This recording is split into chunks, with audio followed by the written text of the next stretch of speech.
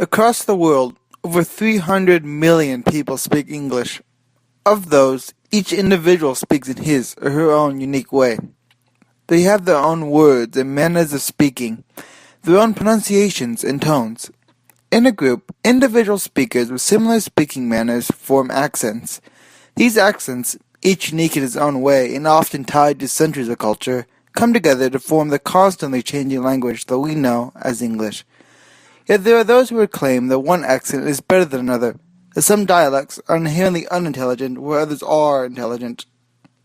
This view of the superiority of certain dialects and accents is known as linguistic discrimination. Unlike many other forms of discrimination, it tends to fly under the radar, and manifests in unintended microaggressions and mental judgments such as hearing a southern drawl and associating it with unintelligence. We all do it, consciously and subconsciously.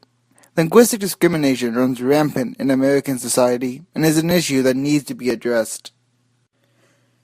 One main form of linguistic discrimination is the discrimination against dialects. In most cultures, there is a prestige dialect, that is, a dialect that is correlated with higher classes. This dialect is seen as intelligent. Examples of this include dialects such as Standard American English and Received Pronunciation, also known as the stereotypical posh British accent. On the other end of the spectrum, there are accents such as Southern American English and African American Vernacular, which is often, mildly offensively, referred to as Ebonics. These accents are associated with negative qualities such as unintelligence and poverty. For example, in an experiment performed by Professor Marilyn Rosenthal of York College, children ages 3 to 5 were exposed to two magic boxes, one of which spoke in Standard American English and the other in African American Vernacular, and were asked to pick which talking box seemed friendlier. The children were quick to reveal that they preferred the box with a prestige accent over the African American Vernacular English-speaking box, claiming that the standard box sounded nicer. In another experiment done by Catherine Kinsler and Jasmine De Jesus of the University of Chicago, children ages 5 through 8 were given symbols of Southern American accents and Northern American accents.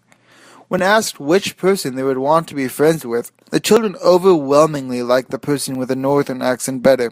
This behavior, this discrimination, is so ingrained into our society that even children under 5 are able to perceive which accents are seen as prestigious and which are not.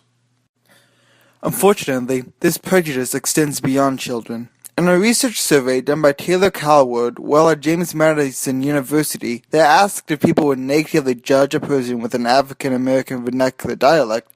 38% of people who took the survey stated that they would negatively judge people who spoke with that dialect and would have no qualms about it.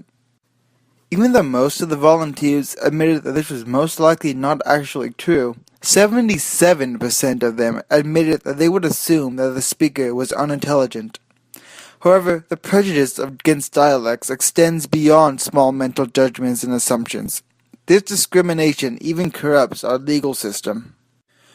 Justice may be blind, but it is not deaf. In the recent George Zimmerman trial, Rachel Jontel, a friend of Trayvon Martin and a key witness, was not taken seriously due to her dialect. Then I started saying Trayvon, what's going on? Then I heard a bump, and I had to feel it was a bump because the headset. Trayvon had a headset. You heard a bump? Yeah, a bump. And what did you assume that was? The headset.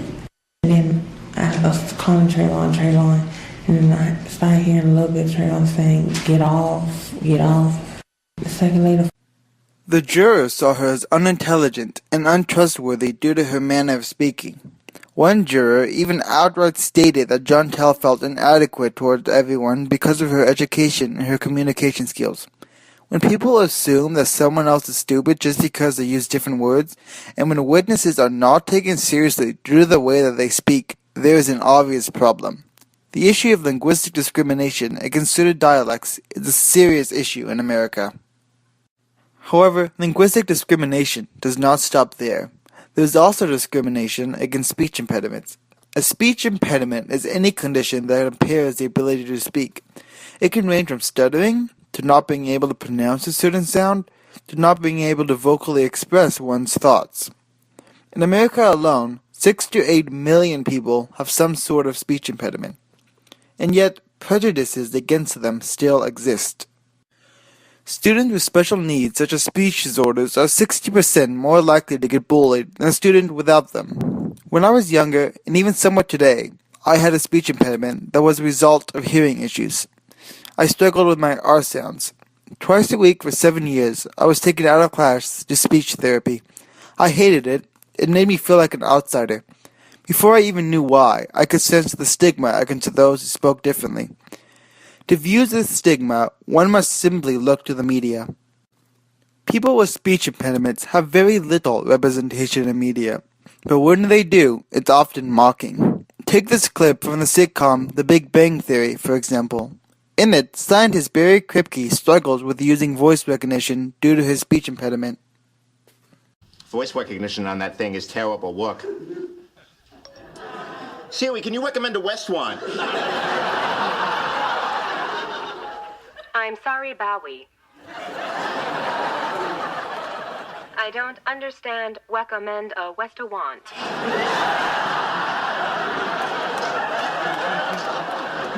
Listen to me, not restaurant, restaurant. I don't know what you mean by not restaurant. Restaurant. See? The joke in this scene is the speech impediment. Speech disorders are often seen as things to be laughed at, things that are funny. They are punchlines, things to be ridiculed. People with speech impediments are viewed as less than someone with normal speech patterns. But it does not have to be this way.